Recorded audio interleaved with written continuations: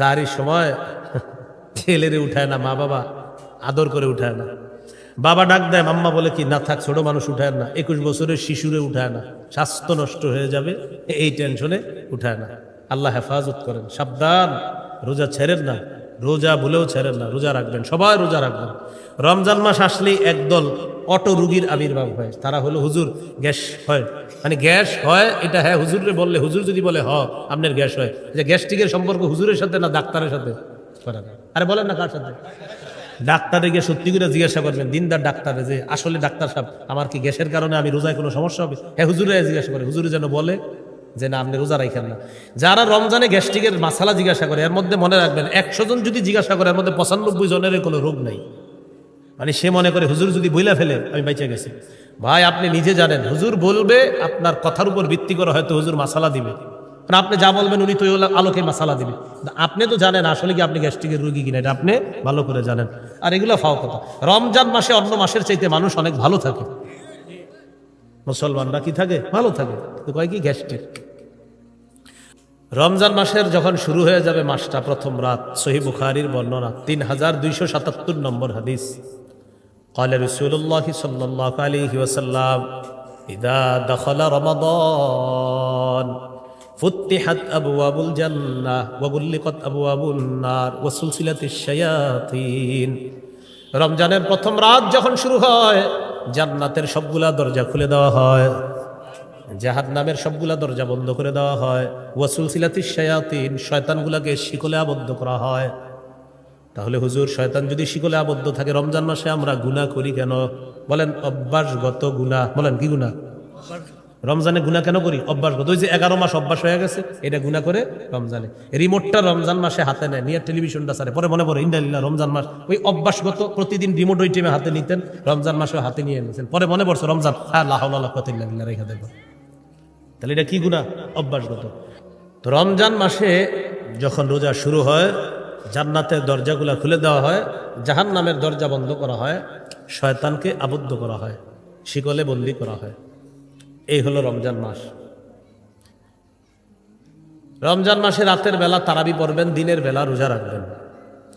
قال رسول الله صلى الله عليه وسلم من صام رمضان إيمانا واحتسابا غفر له ما تقدم من ذنبه। কোন ব্যক্তি যদি রমজানে দিনের বেলা রোজা রাখে, রাতের বেলা সালাত আদায় করে, তারাবি আদায় করে, তার আগের সবগুলা গুনাহ মাফ করে দেওয়া হবে। তাহলে দিনের বেলা রোজা, রাতের বেলা তারাবির সালাত আদায় করবেন।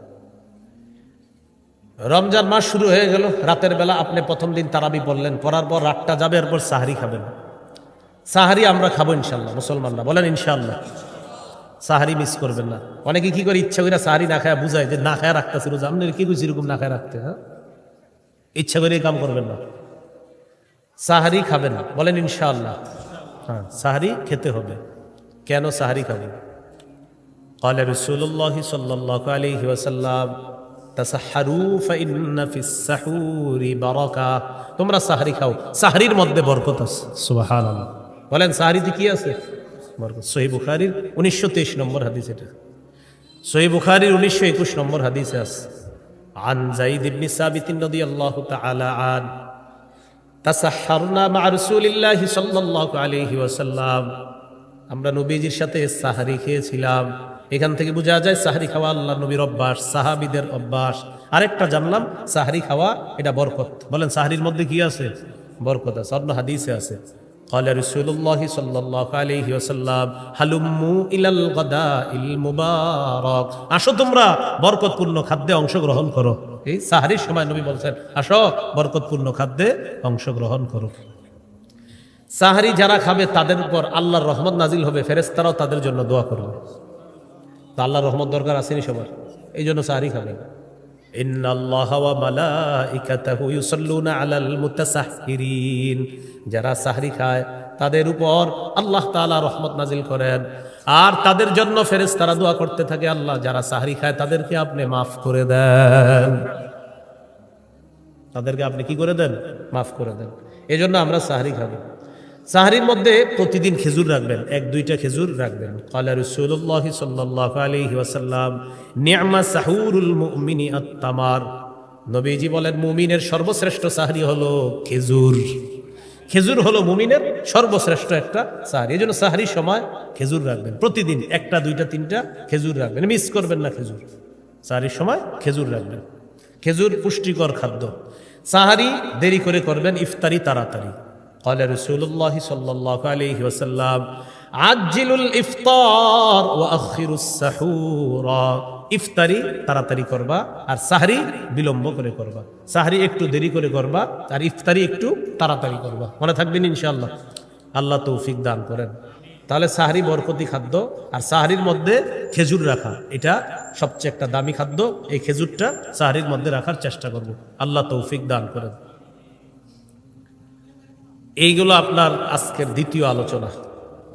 3 নম্বর আলোচনা রমজানে রোজা রাখার ফজিলত। নাসাইর বর্ণনা।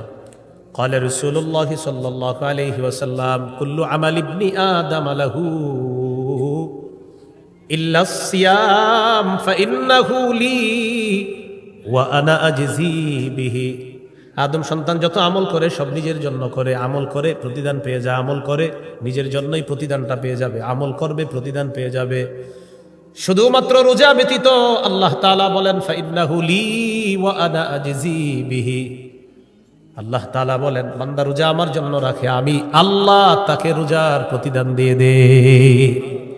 তাহলে বলেন রোজা কার জন্য রাখি আমরা? এই জন্য আল্লাহ বলেন রোজা আমার জন্য, আমি রোজার প্রতিদান দিয়ে দেই। রোজার সাথে কোনো কিছুর তুলনা হয় না। হ্যাঁ, রোজার সাথে কোনো কিছুর কি হয় না? তুলনা হয় না। এক সাহাবী আল্লাহ রাসূলের কাছে গেলেন, যাওয়ার পর বললেন ইয়া রাসূলুল্লাহ, এমন একটা আমল আমাকে শিখায়া দেন যেটা আমি আপনার কাছ থেকে গ্রহণ করব। নবীজি বললেন আলাইকা বিস-সাওম ফাইন্নাহু লা মিসলা লাহু। তুমি রোজা রাখো, রোজার কোনো বিকল্প নাই। তুমি রোজা রাখো, রোজার কোনো বিকল্প নাই। তাহলে রাসূল সাল্লাল্লাহু আলাইহি সাল্লাম বললেন রোজার কোনো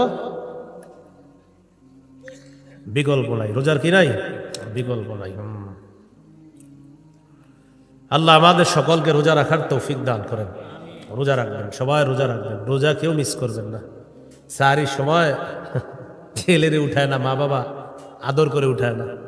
বাবা ডাক দেয়, মাম্মা বলে কি না থাক, ছোট মানুষ উঠায় না। 21 বছরের শিশুরে উঠায় না, স্বাস্থ্য নষ্ট হয়ে যাবে এই টেনশনে উঠায় না। আল্লাহ হেফাজত করেন। সাবধান, রোজা ছেড়েন না, রোজা ভুলেও ছেড়েন না, রোজা রাখবেন, সবাই রোজা রাখবেন। রমজান মাস আসলেই একদল অটো রুগীর আবির্ভাব হয়। তারা হলো হুজুর গ্যাস হয়, মানে গ্যাস হয় এটা হ্যাঁ হুজুরে বললে, হুজুর যদি বলে আপনার গ্যাস হয়, যে গ্যাস্ট্রিকের সম্পর্ক হুজুরের সাথে না ডাক্তারের সাথে করা যায়। আরে বলেন না কার সাথে? ডাক্তারে গিয়ে সত্যি করে জিজ্ঞাসা করবেন, দিনদার ডাক্তারে, যে আসলে ডাক্তার সাহেব আমার কি গ্যাসের কারণে আমি রোজায় কোনো সমস্যা হবে? হ্যাঁ হুজুরে জিজ্ঞাসা করে, হুজুরে যেন বলে যে না আপনি রোজা রাখেন না। যারা রমজানে গ্যাস্ট্রিকের মাসালা জিজ্ঞাসা করে, এর মধ্যে মনে রাখবেন 100 জন যদি জিজ্ঞাসা করে এর মধ্যে 95 জনের কোনো রোগ নাই। মানে সে মনে করে হুজুর যদি বইলা ফেলে আমি বেঁচে গেছি। ভাই আপনি নিজে জানেন, হুজুর বলবে আপনার কথার উপর ভিত্তি করে হয়তো হুজুর মাসালা দিবে, কারণ আপনি যা বলবেন উনি তো আলোকে মাসালা দিবে। আপনি তো জানেন আসলে কি আপনি গ্যাস্ট্রিকের রোগী কিনা, এটা আপনি ভালো করে জানেন। আর এগুলো ফাও কথা। রমজান মাসে অন্য মাসের চাইতে মানুষ অনেক ভালো থাকে, মুসলমানরা কি থাকে? ভালো থাকে। তো কয় কি গ্যাস্ট্রিক। রোজা রাখবেন, আল্লাহ আমাদের সকলকে রোজা রাখার তৌফিক দান করেন। রমজান মাসে রোজা রাখবো, এটা হলো এই হলো আজকের 3 নম্বর আলোচনা, রোজার অনেক ফজিলত। রাসূলুল্লাহ সাল্লাল্লাহু আলাইহি সাল্লাম বলেন আস-সিয়ামু জুন্নাতুন কা জুন্নাতি আহাদিকুম মিনাল কিতাল। লড়াইয়ের ময়দানে যেমন ঢাল থাকে তোমাদের ঢাল, রমজান জাহান্নাম থেকে বাঁচার ঢাল। রমজান জাহান্নাম থেকে মুক্তির ঢাল। মুক্তির কি ঢাল? জাহান্নাম থেকে মুক্তির ঢাল হলো রমজান। আজকের 4 নম্বর আলোচনা, রমজান মাসে দিনের বেলা আপনি যখন রোজা রাখবেন বেশি থেকে বেশি ইবাদত করার চেষ্টা করবেন, খুব বেশি পরিমাণে ইবাদত করবেন। করবেন ইনশাআল্লাহ। জিকির করবেন, কোরআন তেলাওয়াত করবেন। যদি কিছু করতে আপনি না পারেন ঘুমায়া থাকেন, প্রয়োজনে মনে করেন আপনি ইবাদত করতে করতে ক্লান্ত হয়ে গেছেন, বাস ঘুমান। এরপরেও কারো সাথে অনর্থক কথা বলবেন না। রাসূলুল্লাহ সাল্লাল্লাহু আলাইহি সাল্লাম বলেন ফাইন সাব্বাহু আহাদুন, কোন রোজাদারের সাথে যদি কেউ ঝগড়া করে, ফাল্যাকুল, সেজন্য বলে দেয় ইন্নুমরুন সাইম, ভাই আমার ঝগড়া করার সময় নাই, আমি রোজাদার। কেউ যদি রোজাদারের সাথে ঝগড়া করে, রোজাদার যেন এই কথা বলে ইন্নিমরুন সাইম, আমি রোজাদার, আমি ঝগড়া করতে পারবো না, এই কথাটা যেন রোজাদার বলে দেয়। তাহলে আমরা কারোর সাথে কি করব না? ঝগড়া করব না। রাসূলুল্লাহ সাল্লাল্লাহু আলাইহি সাল্লাম বলেন যে ব্যক্তি রোজা রাখে ফালা ইয়ারফুত সেজন্য রমজানের বেলা কোনো অশ্লীল কাজকর্ম না করে, কোনো অশ্লীল কথা না বলে। তাহলে অশ্লীল কাজকর্ম করা যাবে না, অশ্লীল কথাও বলা যাবে না। আল্লাহ হেফাজত করেন। সূরা আনামের 151 নম্বর আয়াতে আল্লাহ বলেন, قل تعالوا أتل ما حرم ربكم عليكم ألا تشركوا به شيئا وبالوالدين إحسانا ولا تقتلوا أولادكم من إملاق نحن نرزقكم وإياهم ولا تقربوا الفواحش ما ظهر منها وما بطن। তোমরা প্রকাশ্য অশ্লীলতা, গোপন অশ্লীলতার কাছেও যেও না। প্রকাশ্য অশ্লীলতা, গোপন অশ্লীলতার কাছেও যেও না। অন্য আয়াতে আল্লাহ বলেন, ওয়াদারু যাহিরাল ইসমি ওয়া বাতিনা। প্রকাশ্য পাপ ছেড়ে দাও, গোপন পাপ তোমরা ছেড়ে দাও। তাহলে প্রকাশ্য পাপ ছেড়ে দাও, গোপন পাপ ছেড়ে দাও। আল্লাহ আমাদেরকে প্রকাশ্য পাপ, গোপন পাপ থেকে হেফাজত করেন। এই হলো রমজান সম্পর্কে আলোচনা। আল্লাহ আমাদের সকলকে আমল করার তৌফিক দান করেন। আজকে কয় তারিখ? ফেব্রুয়ারি মাসের। কালকে পরের দিন 14 তারিখ। ওই দিন লাইলাতুল বারাআত, ওই দিন দিবাগত রাতে কি লাইলাতুল বারাআত, ওই দিনই তো নাকি? আর কিছু আছে না? লাইলাতুল বারাআত মানে দিনের বেলা, দিনের বেলা 14 ফেব্রুয়ারি, রাতের বেলা লাইলাতুল বারাআত। তো এই জন্য আপনারা সারাদিন ওই দিন যত উল্টাপাল্টা কাজ আছে কইরা রাতের বেলা বাস মাপ চাই নিতেন নাকি? আবার ওই দিন জুমার দিন। কিসের দিন? এরপরেও দেখবেন অসুস্থ মস্তিষ্ক সম্পন্ন কিছু ছেলে মেয়ে ওই পবিত্র দিনটাকেও কিভাবে অপবিত্র করার চেষ্টা করবে। এরকম চিন্তা ভাবনাগুলা বাদ দিয়ে দেন। সূরা বানী ইসরাঈলের 31 নম্বর আয়াতে আল্লাহ বলেন, ওয়ালা তাকরাবুজ জিনা, জিনার কাছেও যেও না। ইন্নাহু কানা ফাহিশা, এটা অশ্লীল, জিনার কাছেও তোমরা যেও না। সহিহ বুখারীর বর্ণনা 6612 নম্বর হাদিস।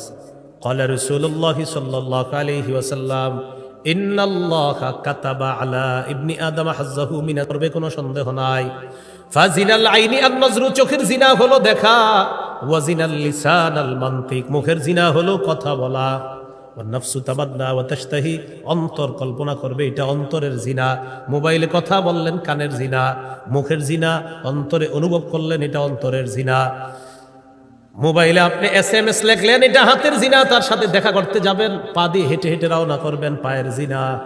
কিসের জিনা? পায়ের জিনা। আল্লাহ হেফাজত করেন। তাহলে এই জিনাগুলার কাছেও যাওয়া যাবে না, এগুলার চিন্তা ভাবনাও করা যাবে না। মুমিনের ভালোবাসা হবে আল্লাহর জন্য, মুমিনের ভালোবাসা রসুলের জন্য, মুমিনের ভালোবাসা জিহাদের জন্য। কি বুঝে আসছিলি কথাটা? আল্লাহ তাআলা বলেন, ওয়াল্লাযীনা আমানু আশাদ্দু হুব্বাল লিল্লাহ, যারা ঈমানদার তারা বেশি ভালোবাসে আল্লাহকে, আল্লাহর প্রতি তাদের সবচেয়ে বেশি ভালোবাসা। সূরা আলী ইমরানে আল্লাহ বলেন, কুল ইন কুনতুম তুহিব্বুনাল্লাহ ফাত্তাবিউনি ইউহিব্বুকুমুল্লাহ। নবী আপনি বলেন, তোমরা যদি আল্লাহকে ভালোবাসো তাহলে আমার অনুসরণ করো, ইউহিব্বুকুমুল্লাহ। যদি আমার অনুসরণ করো আল্লাহ তোমাদেরকে ভালোবাসবেন। ওয়া ইয়াগফির লাকুম যুনুবাকুম, তোমাদের গুনাহগুলো আল্লাহ মাফ করে দিবেন। এখন নবীজির ইত্তেবা কিভাবে করব? ক্বালা রাসূলুল্লাহ সাল্লাল্লাহু আলাইহি ওয়াসাল্লাম, মান আহাব্বা সুন্নতি ফাকাদ আহাব্বানি ওয়া মান আহাব্বানি কানা মাই ফিল জান্নাহ। যে ব্যক্তি আমার সুন্নত ভালোবাসে, মহব্বত করে, সে আমাকে মহব্বত করে, যে আমাকে মহব্বত করে সে আমার সাথে জান্নাতে থাকবে। ক্বালা রাসূলুল্লাহ সাল্লাল্লাহু আলাইহি ওয়াসাল্লাম, লা ইউমিনু আহাদুকুম হাত্তা আকুনা আহাব্বা ইলাইহি মিন ওয়ালিদিহি ওয়া ওয়ালাদিহি ওয়ান নাসি আজমাইন। নবী বলেন, তোমাদের মধ্যে কোনো মানুষ ততক্ষণ পরিপূর্ণ ইমানদার হতে পারবে না যতক্ষণ আমি নবী তার কাছে তার মা বাবা, তার আত্মীয় স্বজন, তার ভাই বোন, সারা পৃথিবীর সবার চাইতে বেশি প্রিয় না হব, ততক্ষণ পর্যন্ত তোমাদেরকেও পরিপূর্ণ ইমানদার হতে পারবে না। তাহলে নবীকে সবচেয়ে বেশি ভালোবাসতে হবে যদি পরিপূর্ণ ইমানদার হতে চাই। আল্লাহকে সবচেয়ে বেশি ভালোবাসতে হবে। সূরা তাওবা 24 নম্বর আয়াতে আল্লাহ বলেন, কুল ইন কানা আবাউকুম, যদি তোমাদের মা বাবা, ওয়া আবনাউকুম, যদি তোমাদের সন্তান, ওয়া ইখওয়ানুকুম যদি তোমাদের ভাই বোন, ওয়া আজওয়াজুকুম যদি তোমাদের স্ত্রী, ওয়া আশিরাতুকুম যদি তোমাদের পরিবার, ওয়া আমওয়ালুন ইখতারাফতুমুহা যদি তোমাদের সম্পদ, ওয়া তিজারাতুন তাখশাউনা কাসাদাহা যদি তোমাদের ব্যবসা, ওয়া মাসাকিনু তারদাউনাহা যদি তোমাদের প্রিয় বাসস্থান, আহাব্বা ইলাইকুম মিনাল্লাহ আল্লাহর চেয়ে বেশি প্রিয় হয়ে যায়, ওয়া রাসূলিহি রাসূলের চাইতে বেশি প্রিয় হয়ে যায়, ওয়া জিহাদিন ফি সাবিলি জিহাদের চাইতে বেশি প্রিয় হয়ে যায়, ফাতারাব্বাসু হাত্তা ইয়াতিয়াল্লাহু বিআমরি তাহলে অপেক্ষা করো, আল্লাহ তাআলা গজবের অপেক্ষা করো, যে গজব আল্লাহ তোমাদেরকে দিবেন, বলি নাউযুবিল্লাহ। তাহলে ভালোবাসতে হবে বেশি আল্লাহকে, রাসূলকে, জিহাদকে। তো আমাদের ভালোবাসা কার জন্য? না আপনি যদি 14 ফেব্রুয়ারি বলেন হুজুর আমি অমুকরে ভালোবাসি আল্লাহর জন্য, হ্যাঁ এটা কিন্তু হবে না, এটা হলো গুনাহ। বলেন এটা কি? একটা যে মেয়ের সাথে আপনার দেখা দেওয়া হারাম, কথা বলা হারাম, তার এইগুলা বলা যে তারে ভালোবাসেন আল্লাহর জন্য, এই সমস্ত কথা, আর তার সাথে আপনি ওই যে ভয়ঙ্কর অপরাধ, প্রেম ইত্যাদি বিষয়গুলা, এগুলা হলো অপরাধ, এগুলা জিনা, এগুলা সঠিক কথা না, এগুলা কি কথা না, সঠিক কথা না। হ্যাঁ মুসলমানকে আল্লাহর জন্য ভালোবাসা এটা ব্যাপক, যেমন আমি আপনাদের সকলকে ভালোবাসি, আপনারা আমাকে ভালোবাসেন আল্লাহর জন্য, এটা হলো ভালোবাসা। কিন্তু ওই যে যেটা সেটা বলতেছেন, মানে এটা হলো ভালোবাসা মানে ওই যে আপনার নোংরামি, তো নোংরামিটা কি ভালোবাসা?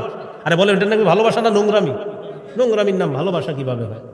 এই জন্য হাদিসে আসছে মান আহাব্বা লিল্লাহ, প্রকৃতপক্ষে যে আল্লাহর জন্য কাউকে ভালোবাসে, ওয়া আবগাদা লিল্লাহ আবার আল্লাহর জন্য ঘৃণা করে, ওয়া আ'তা লিল্লাহ আল্লাহর জন্য দান করে, ওয়া মানা'a লিল্লাহ আবার আল্লাহর জন্য দেয় না, দেয় আল্লাহর জন্য আবার আল্লাহকে খুশি করার জন্য দেয় না। যেমন ভালো কাজে দান চাইছেন দিয়ে দিছে, খারাপ কাজে চাইছে দেয় না, তো দিল ভালো কাজে কার জন্য? আবার খারাপ কাজে যে দিল না সেটাও কার জন্য? ফাকাদ ইসতাকমালাল ঈমান, সে তার ঈমানকে পরিপূর্ণ করলো, সে তার ঈমানকে কি করলো? পরিপূর্ণ। তো এই যে কয়জন ওয়াজটা শুনতেছেন আপনারা এই নোংরামিটা থেকে বেঁচে থাকেন, বাস। আপনি আরো 10 জনকে বলে দেন যে এটা নোংরামি, এটা অশ্লীলতা, এটা জিনা, এটা বেহায়াপনা। আল্লাহ আমাদেরকে হেফাজত করেন। সেই দিনকে কেন্দ্র করে আমাদের মেয়ে যারা আছে, আপনি আপনার সন্তান, আপনার মেয়েটাকে আপনি ঘরে আটকে রাখেন, আপনার বোনকে আপনি ঘরে আটকে রাখেন। কেন? قال رسول الله صلى الله عليه وسلم المرأة عورة فإذا خرجت استشرفها الشيطان। কোন মেয়ে যখন রাস্তায় বের হয়, মেয়ে হলো ঢেকে রাখার জিনিস, একটা মেয়ে যখন রাস্তায় বের হয়, ইস্তাশরাফাহা শয়তান, শয়তান তাকে অন্যদের কাছে মোহনীয় রূপে, মোহনীয় ভঙ্গিতে উপস্থাপন করে। শয়তান অন্যদেরকে খোঁচা মারে যে মেয়েটার দিকে তাকাও, তাকে মোহনীয় রূপে উপস্থাপন করে অশ্লীলতার মধ্যে যুবকদেরকে ফেলার জন্য ফাঁদ পাতে শয়তান। তাহলে নারী হলো ঢেকে রাখার জিনিস, নারী পর্দার বাহিরে যাওয়ার জিনিস না। তাহলে এই অশ্লীলতা থেকে আমরা আমাদের সমাজকে হেফাজত করতে হবে। তাহলে শুক্রবার দিন, জুমার দিন, আবার লাইলাতুল বারাআত হলো রাতের বেলা, তো আবার দিনের বেলা ঘটনাচক্রে এটার নাম হয়ে গেছে 14 ফেব্রুয়ারি। হ্যাঁ, এই জন্য কোনো নোংরামির মধ্যে আমরা পা বাড়াবো না, কোনো নোংরামিকে আমরা সমর্থন করব না। কি মনে থাকবেন ইনশাআল্লাহ? তাহলে কোনো নোংরামিকে আমরা সমর্থন করব না। রাতের বেলা ইবাদত করতে পারেন, বাকি ডাইকা ইবাদত করেন না। লাইলাতুল বারাআত এটা হাদিসে আসছে লাইলাতুন নিসফি মিন শাবান। কি আসছে হাদিসে? লাইলাতুন নিসফি মিন শাবান। এই রাতে আল্লাহ তাআলা ক্ষমা করে দেয়, আল্লাহ তাআলা এই রাতে সকলকে ক্ষমা করে দেয়, সকলকে ক্ষমা করে দেয়, দুইজন ছাড়া, ইল্লা লি মুশরিকিন আও মুশাহিদিন। মুশরিককে আল্লাহ ক্ষমা করে না, আর মুশাহিন বিদ্বেষ পোষণকারীকে আল্লাহ ক্ষমা করেন না। যদি অন্যান্য বর্ণনায় আরো অনেকের নাম আসছে, অনেকগুলো অপরাধীদের ব্যাপারে আসছে, কিন্তু এই বিশুদ্ধ একটা বর্ণনায় আসছে যে যেই ব্যক্তি বিদ্বেষ পোষণ করে, ভাই ভাইয়ের সাথে বিদ্বেষ রাখে, তাকে আল্লাহ মাফ করে না, আর হলো মুশরিককে আল্লাহ মাফ করে না। এছাড়া অন্যদেরকে আল্লাহ তাআলা এই রাতে মাফ করে দেয়। তো এই রাতটা আপনার কাউরে ডাইকা আপনি আনতে হবে, ভাই চল, এরকম না। বাস আপনি এই রাতে আবাদত, পার্সোনাল আবাদত করেন, এটি বেশি গুরুত্বপূর্ণ, দামি। এরপরেও যদি ডাকাডাকি ছাড়া যদি কোথাও কেউ একত্রিত হয়ে যান, সেটা ভিন্ন কথা, দর্শনীয় না, কিন্তু ডাকাডাকি করা যাবে না। এই রাতটা ফজিলতপূর্ণ রাত, আপনি ঘরে বসে বসে ইবাদত করেন, সমস্যা নেই। আপনি মসজিদে আসেনও যদি আপনি কাউরে ঢাকা প্রয়োজন নয়, আপনি আসেন, আইসা আপনি ইবাদত করেন। আর কেউ যদি আপনার দেখা দেখি আসে, এটা কোনো দর্শনীয় না, অপরাধ হবে না। এই রাতে কেন্দ্র করে হালুয়া রুটি বানাবেন না, হালুয়া রুটি খাওয়া না জায়েজ না, কিন্তু এই রাত্রে কেন্দ্র করে আপনি কেন বানাবেন? আগের দিন খেতে পারলেন না, আজকে খান। তো এই জন্য এই রাতটাকে কেন্দ্র না করা, উদ্দেশ্য না করা। মনে থাকবেন ইনশাল্লাহ। অনেকে ভাবে এই রাতে গোসল করার আলাদা ফজিলত আছে, এই সঠিক কথা না। আলাদা গোসল করার কোনো ফজিলত নেই। এই রাতে যে আলাদা গোসল করলে আলাদা ফজিল, এরকম কোনো বিষয় না। গোসল আপনি আজকেও যেমন করতে পারেন, কালকেও করতে পারেন, ওই দিনও করতে পারেন, কিন্তু ওই দিনেই করতে হবে এরকম কোনো জরুরি বিষয় না। মনে থাকবেন ইনশাল্লাহ। এই আজকে একটা রোজা রাখতে পারতেন, আজকে দিনে, কালকে একটা রাখেন, পরের দিন একটা রাখেন, পরের দিন একটা রাখেন। আপনি একটা কাজ করেন, কালকে রাখেন, কালকে একটা রাখেন, শুক্রবার একটা, কয়টা হলো? 2টা, শনিবার একটা, 3টা রেখে দেন। কারণ প্রত্যেক মাসে অভ্যাসগত কয়টা রোজা করাইছে নবী? তাহলে আপনি ওই ফজিলত পেয়ে গেলেন। আবার এই লাইলাতুল বরাআতের পরের দিন যে সিয়াম পালন করা, এই সিয়াম পরের দিন সিয়াম পালন করার যে বিষয়টা, শুধু লাইলাতুল বরাআতকে কেন্দ্র করে সিয়াম পালনের একটা বর্ণনা আছে ইয়াতে ইবনে মাজায়। তো এই বর্ণনাটা দুর্বল। বলেন বর্ণনাটা কি? দুর্বল। এখন আপনি যেহেতু এইটা দুর্বল বর্ণনা, এখন বিশুদ্ধ বর্ণনা কি? বিশুদ্ধ বর্ণনা হলো প্রতি মাসে 3টা রোজা রাখার কথা আছে। তো সেক্ষেত্রে আপনি আগামীকাল একটা রাখেন, শুক্রবারে একটা, আর লাইলাতুল বরাআতের পরের দিন হয়ে গেল আরেকটা। তো 3টা রাখলেন, ফজিলত পেয়ে গেলেন, আর আপনি এই কথাগুলোর উপরে আমল করার সওয়াব পেয়ে যাবেন ইনশাআল্লাহ। তাহলে কি শিখলাম? লাইলাতুল বরাআত ফজিলতপূর্ণ রাত, কোনো সন্দেহ নাই। পরের দিন সিয়াম পালনের যে বিষয়টা, ইবনে মাজার একটা বর্ণনা আছে, শিথিল বর্ণনা, দুর্বল বর্ণনা।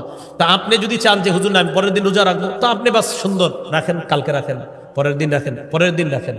আপনি আরবি মাসের যে 3টা রোজা, ওইটা কেন্দ্র করে রেখে দেন, বাস ফজিলত আপনি কামাই করে নেন, সমস্যা নাই। তো মনে থাকবেন ইনশাল্লাহ। হ্যাঁ, এরপরেও যদি কেউ রাখেন শনিবার দিন, যে হুজুর আমি এমনি রাখলাম, তো আপনি আরবি মাস হিসাবেই রাখেন, কোনো সমস্যা নেই, রাখতে পারেন। কিন্তু আপনারা যারা পারেন আর কি, কালকে একটা রাখেন, শুক্রবার একটা রাখেন, শনিবার একটা রাখেন। আর এক হাদিসের মধ্যে আসছে শাবান মাসে রাসূল বেশি রোজা রাখতেন, সুবহানাল্লাহ। মানে রমজানের পরে শাবানে সবচেয়ে বেশি কি রাখতেন? রোজা রাখতেন। তো আপনি আজকেও রাখেন, কালকেও রাখেন, শুক্রও রাখেন, শনি রাখেন, রবিও রাখেন, সমও রাখেন, আপনি রাখতে থাকেন।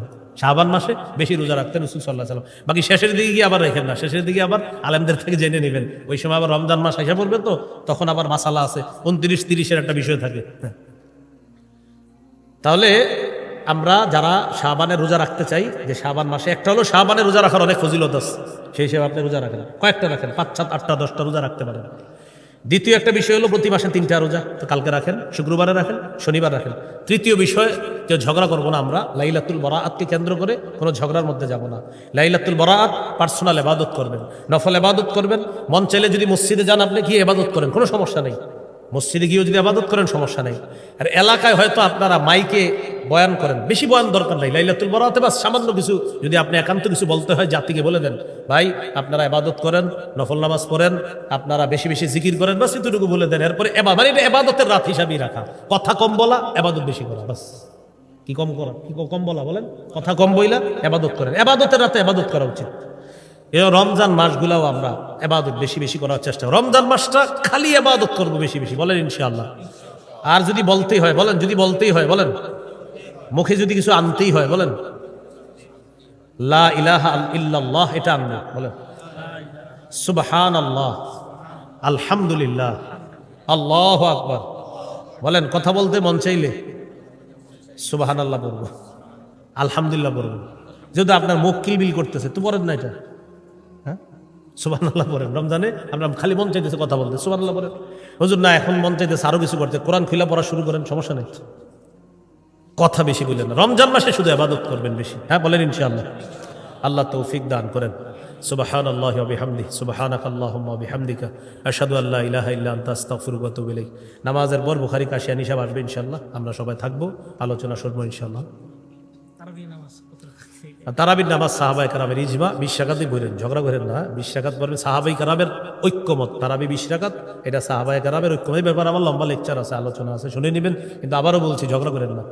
সাহাবায়ে কেরামের ইজমা, ইজমা মানে ঐক্যমত। তারাবি 20 রাকাতের ব্যাপারে কি সাহাবায়ে কেরামের ঐক্যমত আছে, 20 রাকাতই পড়েন, হ্যাঁ ইনশাআল্লাহ। 20 রাকাত পড়েন, ঠকবেন না, 20 রাকাতই পড়েন, এটা সাহাবায়ে কেরামের ঐক্যমত।